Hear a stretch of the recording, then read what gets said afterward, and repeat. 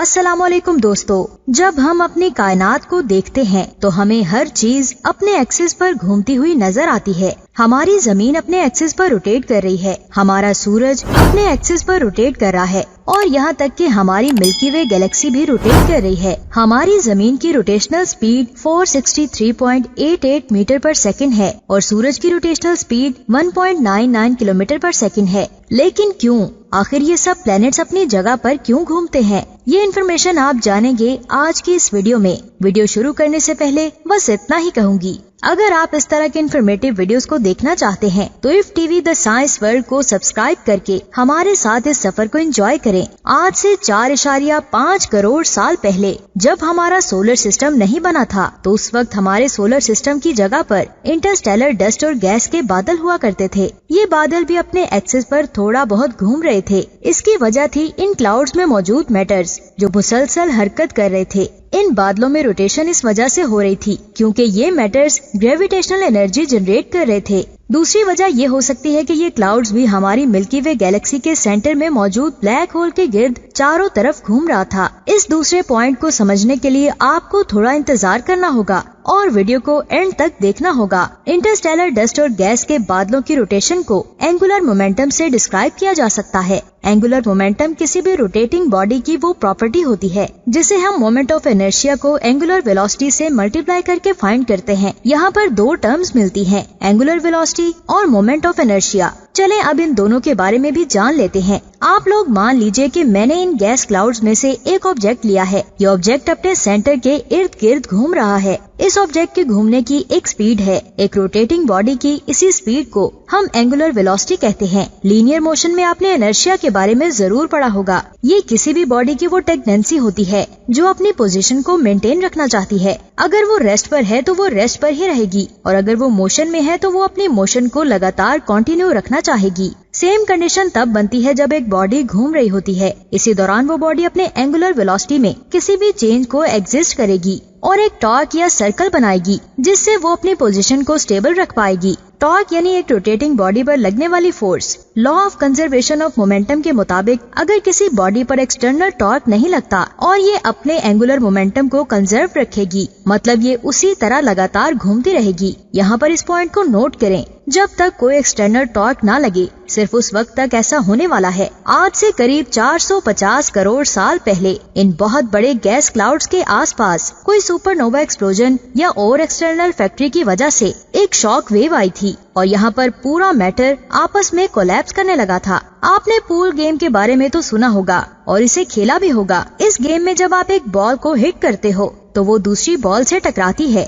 जिसकी वजह से यहाँ पर दो कंडीशंस बनती हैं। पहले कंडीशन में सेकंड नंबर वाली बॉल सीधी होल की तरफ जाती है और दूसरी कंडीशन में दोनों ही बॉल्स रोटेट करने लगती हैं। ऐसा तब होता है जब पहली बॉल दूसरी बॉल के सेंटर से नहीं टकराती। अगर हम उस शॉक वेव को फर्स्ट बॉल और इंटरस्टेलर क्लाउड को सेकंड बॉल माने तो यहाँ पर वो सेकंड वाली कंडीशन हुई थी जिसकी वजह से ये इंटरस्टेलर क्लाउड्स तेजी से रोटेट करने लगे थे। ये रोटेशन एंटी क्लॉकवाइज था जिसकी वजह से इंटरस्टेलर क्लाउड्स छोटे छोटे टुकड़ों में तकसीम हो गए और इसकी वजह से एंगुलर मोमेंटम भी छोटे छोटे टुकड़ों में तकसीम हो गया। वक्त के साथ साथ इस रोटेशन ने स्पीड पकड़ी और मैटर सेंटर में जमा होने लगा और इस तरह हमारा सूरज वजूद में आया। हमारे सूरज की चारों तरफ एक्लिसेंट डिस्क बन गई। यहाँ पर वो इंटरस्टेलर डस्ट और गैसेस का बचा खुचा मैटर मौजूद था। इस बचे खुचे मैटर से यहाँ पर प्लैनेट्स और दूसरे ऑब्जेक्ट्स बन गए। अब क्योंकि एंगुलर मोमेंटम सभी ऑब्जेक्ट्स में तकसीम हो चुका था तो इन सभी ऑब्जेक्ट्स के पास अपना अपना एंगुलर मोमेंटम मौजूद है। क्योंकि अब इन सभी एंगुलर मोमेंटम्स को फैक्ट करने के लिए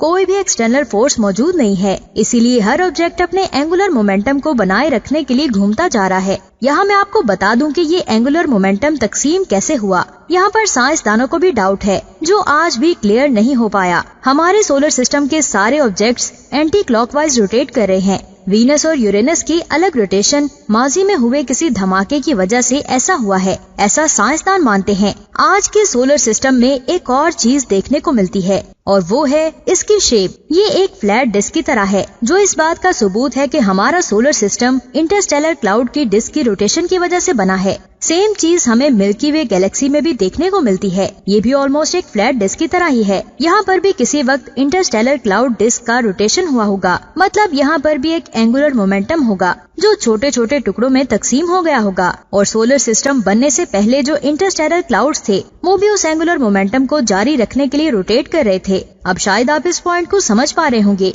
जो कि मैंने स्टार्ट में छोड़ दिया था, कि हमारे सोलर सिस्टम का इंटरस्टेलर क्लाउड पास्ट में क्यों रोटेट कर रहा था। तो इस तरह हम ये कह सकते हैं कि इस यूनिवर्स में मौजूद एक ऑब्जेक्ट सिर्फ इसलिए रोटेट कर रहा है क्योंकि वो अपने एंगुलर मोमेंटम को जारी रखना चाहती है और अपनी रोटेशन में होने वाली चेंजिंग को रेजिस्ट करता है। ऐसा माना जाता है कि बिग बैंग के बाद जब इंटरस्टेलर क्लाउड्स यूनिवर्स में डिस्ट्रीब्यूट हुए थे तो इनकी डेंसिटी सेम नहीं थी। कुछ क्लाउड ज्यादा डेंस थे और कुछ बहुत ही कम डेंस थे। इस डिफरेंस की वजह से ये सिस्टम बना और आज सभी ऑब्जेक्ट्स रोटेट कर रहे हैं। अब आपको रोटेशन वाली बात थोड़ी समझ में आ रही होगी। हम में से ज्यादातर लोगों को ये कंफ्यूजन रहती है कि अगर हमारी जमीन अपने एक्सिस पर रोटेट हो रही है और वो भी 468.88 मीटर्स पर सेकंड की फास्ट स्पीड से, तो दोस्तों हमें ये रोटेशन महसूस क्यों नहीं होती। तो मैं आपको बता दूं, ये हमारी फेम और रेफरेंस पर डिपेंड करता है। मतलब हम एक मूविंग या रोटेटिंग ऑब्जेक्ट को कहां पर खड़े होकर देख रहे हैं, इसको हम एक कार के एग्जाम्पल से आसानी से समझ सकते हैं।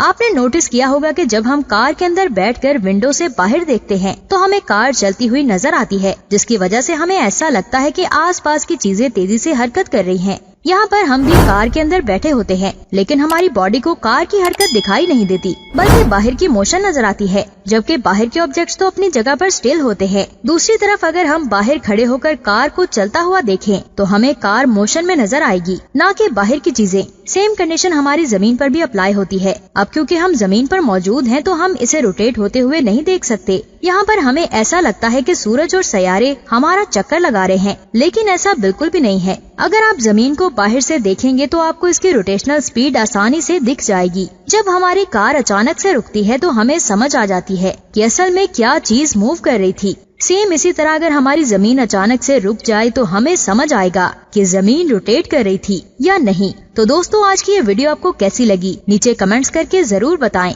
और अगर आप चाहते हैं कि आपको इस तरह की इन्फॉर्मेशन की अपडेट्स मिलती रहें तो हमारे चैनल को सब्सक्राइब करके बेल आइकन को प्रेस कर दें, ताकि लेटेस्ट अपडेट्स आप तक पहुंचती रहें। अपना बहुत सारा ख्याल रखिएगा। खुदा हाफिज।